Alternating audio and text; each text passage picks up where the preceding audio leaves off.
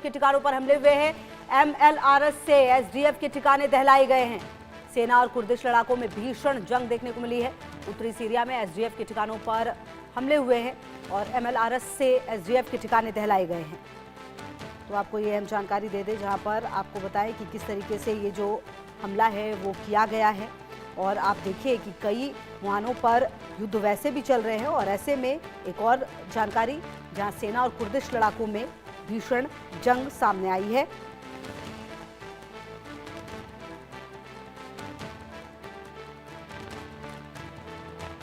तो आपको बता दें कि सेना और जो कुर्दिश लड़ाके हैं उनके बीच जो जंग है वो देखने को मिल रही है। और ये जो जंग है अब ये कैसे आगे बढ़ेगी, भीषण जंग देखने को मिल रही है। आपको बता दें कि सीरिया में लगातार जो ये नई जंग है वो शुरू होती रही है और MLRS से SDF के जो ठिकाने हैं वो दहलाए गए हैं। और पिछले कुछ समय से अगर आप देखें तो उत्तरी सीरिया में लगातार जो विद्रोह है वो होती रही है और एक बार फिर से सेना और कुर्दिश लड़ाके के बीच जंग उत्तरी सीरिया में देखने को मिल रही है। और SDF के जो ठिकाने हैं वहां पर भी जो ठिकाने हैं उसको भी देखा गया है। और सवाल ये उठता है कि सीरिया में टर्की सेना और कुछ लड़ाकों के बीच जंग का माहौल आखिरकार क्यों बन रहा है। और इसी बीच एक और बड़ी खबर, सीरिया के अलेप्पो में कब्जे की जंग है। डेर हाफर में दोनों तरफ से भीषण फायरिंग हो रही है। SDF और सीरियाई फोर्स के बीच जो टकराव है वो देखने को मिल रहा है।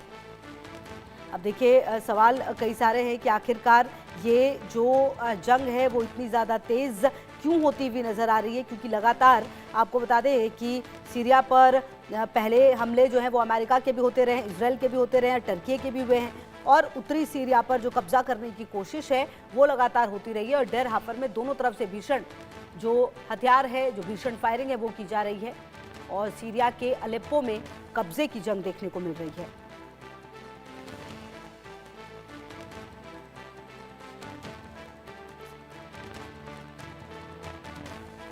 सीरिया के अलेप्पो में जो कब्जे की जंग है वो देखने को मिल रही है। और देखिए ये पहला मौका है नहीं, अगर आप देखें तो लगातार जो सीरिया है वो इस तरह के जो हमले हैं उसको हमेशा झेलता रहा है।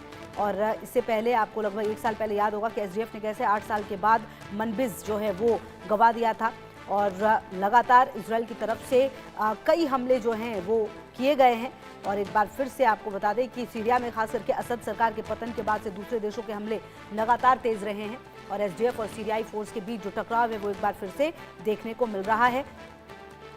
और जो आपको बता दें कि कहीं ना कहीं ये जो लड़ाई है ये अब देखना है कि किस तरीके से आगे बढ़ेगी, क्योंकि पिछले कुछ समय में लगातार जो अगर आप सीरिया की बात करें तो यहाँ पर जो कब्जे की जंग है वो कई देशों की देखने को मिली है और एक बार फिर से जो ये जंग है वो देखने को मिल रही है।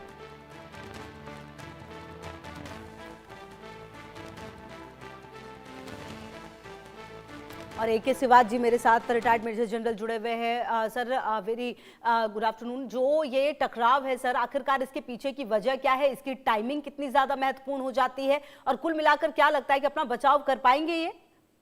देखो सच्चाई है कि सीरिया की प्रॉब्लम जो थी, जब असाद वहां से भाग के चले गए रूस में, वहां पर जो सिविल वार की सिचुएशन थी। ये भी सच्चाई है कि ये जो नॉर्दर्न रीजन है सीरिया का, यहाँ पर कर्ड्स जो हैं वो भी इंडिपेंडेंट की मांग कर रहे थे और उसके ऊपर हमला जो करता था टर्की भी करता था, तो टर्की के अंदर भी कर्ड्स हैं। और अब जिस प्रकार से सिचुएशन ईरान में भी खराब हो रही थी, वहाँ भी कर्ड्स हैं, फिर कुर्दिस्तान के लोग इराक में भी हैं, ईरान, इराक, सीरिया में। अब जिस प्रकार से इनके बीच में और जो गवर्नमेंट फोर्सेज हैं, वो जो अल सहारा जो अभी इनके प्रेसिडेंट बने हैं, अभी तक वो प्रॉब्लम उनके बीच में रही है, कर्ड्स के बीच में और बाकी जो पूरे देश की सीरिया में। कर्ड्स की 3-4 डिमांडें हैं कि वो एक तो कहते हैं कि उनको ऑटोनमस रीजन दिया जाए, दूसरा वो कह रहे हैं कि कर्ड लैंग्वेज है, कुर्दिस्तान लैंग्वेज है, उसको ऑफिशियल दर्जा मिलना जाए, और तीसरा ये है उनको गवर्नमेंट की जॉब में रिजर्वेशन मिलनी चाहिए। मगर ऐसा कुछ हो नहीं पा रहा है। अभी इनके बीच के अंदर रिलेशन अच्छे नहीं है। तो एक प्रकार से आज भी ये कह सकते हो कि पूरी तरीके से पीस नहीं आया सीरिया के अंदर। और ये जो कर्ड्स हैं वो अभी एक लड़ाई करने के लिए तैयार हैं और उनकी मुठभेड़ हो रही है अभी, जो कि गवर्नमेंट के ट्रुप्स हैं। और ऐसा लगता है कि सिचुएशन उस इलाके में, स्पेशली नदन जो सीरिया का इलाका है, एक सिविल वार जैसी सिचुएशन पैदा हो रही है। और हमें ये समझना चाहिए जो कर्ड जो हैं वो सीरिया में ही नहीं है, वो इराक में भी, ईरान में भी हैं।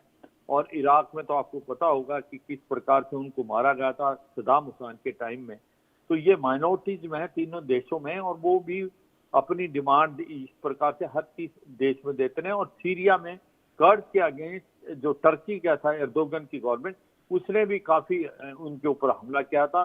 और जब स्वीडन और फिनलैंड की ज्वाइन करने की बात आई थी नेटो की, तो टर्की उनको सपोर्ट नहीं कर रहा था, इसीलिए क्योंकि वहां पर जो कर्ड के इंडिपेंडेंस मांगने वाले कुछ इंडिपेंडेंट जो लोग थे, वो फिनलैंड और स्वीडन के अंदर उनको पनाह दी गई थी।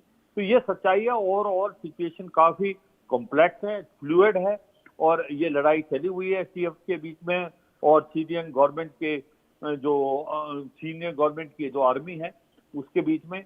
और एक प्रकार सिविल वार जैसी सिचुएशन है। ये जो इनकी डिमांड है वो ऑटोनमस रीजन, कर्ड की जो लैंग्वेज है उसको एक प्रकार से ऑफिशियल लैंग्वेज से मानता, और इनको अलग रिजर्वेशन मिला जाए और इनको एक प्रकार से मान्यता मिले, वो अभी तक नहीं हो पा रहा है। और जिस प्रकार से ये सोचा गया था कि असाद जाने के बाद शांति आ जाएगी, ये नहीं हो पाया। और यही नहीं, हमें ये भी ध्यान रखना चाहिए, सीरिया के अंदर एक और प्रॉब्लम है, जो गोलान हाइट्स थी, जिसको किसी समय में इजराइल ने 1967 की लड़ाई में जीत लिया था, और अब जब अपॉर्चुनिटी मिली तो इजराइल ने गोलान हाइट्स से आगे भी सीरिया की तरफ बढ़ावा किया है, क्योंकि वो बफर जोन बनाना चाहते हैं।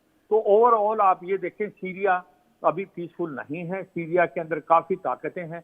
ये अलग बात है कि जो सीरिया अभी अल सहारा की जो गवर्नमेंट है उसको मान्यता अमेरिका ने दी है, वो उसमें व्हाइट हाउस में भी गए थे। मगर जो प्रॉब्लम चल रही है नदन रीजन में, जहाँ पर ये कुर्दिस्तान इलाका कर्ड्स हैं, वो उनकी जो डिमांड है वो अभी तक नहीं मानी गई, और उसी कारण इनकी लड़ाई जो है वो गवर्नमेंट के जो आर्मी है, जो कि सेंट्रल आर्मी है, उसके साथ चल रही है। जी। अच्छा सर, क्या आने वाले समय में ये जो चल रहा है इसमें क्योंकि अमेरिका को हम देख रहे हैं कि लगातार वो कई जगहों पर धमकी दे रहा है, कई जगहों की बातें कर रहा है, क्या इसमें इन्वॉल्वमेंट और भी बड़े कंट्रीज की हो सकती है? देखो, इसके अंदर इन्वॉल्वमेंट पहले किसकी थी, आपको ये ध्यान रखना चाहिए कि जब ईरान से लेबनान के अंदर हिजबुल्लाह को हथियार आते थे, तो वो यही रास्ता अपनाते थे कि वो ईरान से जाते थे इराक, इराक से सीरिया, सीरिया से फिर लेबनान। मगर अब सीरिया जो असाद की गवर्नमेंट है वो तो चली गई है, इसका मतलब अब वो रूट बंद हो गया है। और वहां पर पहले रूस का बोलबाला था, असाद जो है वो रूस के अंदर भाग गए हैं।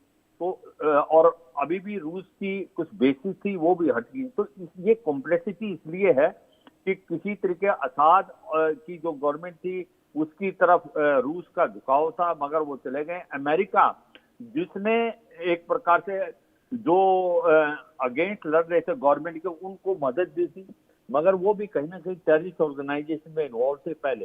तो ये सच्चाई है, कॉम्प्लेक्सिटी सीरिया में, शांति जो सोचा था आएगी वो आ नहीं पा रही है, और ये सिविल वार की तरफ जा रहा है सीरिया, स्पेशली क्योंकि फ्रेगमेंटेड है, अलग अलग गुट बटे हुए हैं। और कर्द जो हैं उनके अगेंस्ट टर्की भी हमले करता था बहुत, और कर्द मैंने जैसे बताया आपको इराक में भी है, सीरिया में भी है, ईरान में भी है, और इनको ये हर जगह माइनॉरिटी। तो अब इसका क्या कोई दूसरे देश इन्वॉल्व है? बिल्कुल है। रूस चाहता है कि उसका दोबारा यहाँ पर दबदबा बने, वो भी कार्रवाई करने की कोशिश की। अमेरिका इसको सीरिया को अपनी तरफ कर रहा है, क्योंकि अल सहारा जो हैं, जो वैसे तो पहले टेररिस्ट ऑर्गेनाइजेशन थे, आज वो अमेरिका के बहुत चाहत से मिले हुए हैं। उनको वो चाहते हैं कि वो एक प्रकार सिचुएशन को कंट्रोल में लें, उनको फाइनेंशियल एड भी दिया जा रहा है। मगर देखते हैं, समय बताएगा होगा क्या। चाइना का भी अपना इंटरेस्ट है। तो हाँ, ये है, काफी एक्टिव प्लेयर है।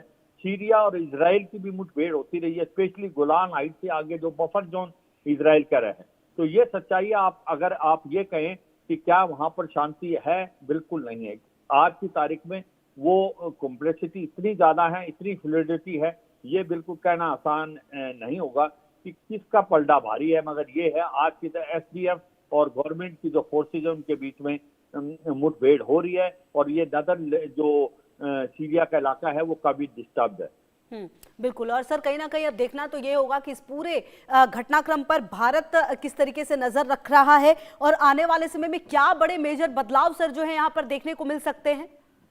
देखो, भारत का तो जो इसके अंदर अगर आप बात देखें, भारत की डायरेक्ट इसमें कोई इन्वॉल्वमेंट नहीं है सीरिया के साथ। और क्योंकि भारत जो मिडिल ईस्ट जिसको हम वेस्ट एशिया बोलते हैं, जो सीरिया है उसके साथ हमारे रिलेशन हरदम अच्छे रहे हैं। असाद के टाइम में भी हमारे रिलेशन अच्छे थे, अभी भी हम रिलेशन अच्छा मेंटेन करने की कोशिश करेंगे, क्योंकि तुर्की के साथ हमारे रिलेशन अच्छे नहीं हैं। एर्दोगन की जो गवर्नमेंट है, जबकि भारत ने बहुत कोशिश की थी, जब उनका अर्थक्वेक आया था तो हमने अपनी जो मिलिट्री और की जो मेडिकल टीम भी भेजी थी, मगर एर्दोगन का रवैया एंटी इंडिया रहा है, वो पाकिस्तान के है। मगर सीरिया के रिलेशन भारत के साथ बहुत अच्छे थे असाद के टाइम में भी। अब की जो गवर्नमेंट है, हम उससे भी अच्छे रिलेशन मेंटेन करना चाहते हैं। तो मुझे लगता है कि भारत चाहेगा कि वहां शांति आए, भारत चाहेगा वहां पर स्टेबिलिटी आए, क्योंकि भारत के रिलेशनशिप ये है कि भारत वहां व्यापार करना चाहता है, और ये सच्चाई है। अगर वहां पर अगर आप देखेंगे कॉन्फ्लिक्ट जोन बनता है, अनसर्टेनिटी का माहौल है, तो ये भारत के हित में नहीं है, और भारत किसी का पक्षपात नहीं करना चाहेगा। भारत चाहेगा कि डायलॉग और डिप्लोमेसी से बातचीत हो और इस बात का कोई ना कोई हल निकले। जी ठीक है सर, बहुत शुक्रिया आपका हमारे साथ जुड़ने के लिए और बातचीत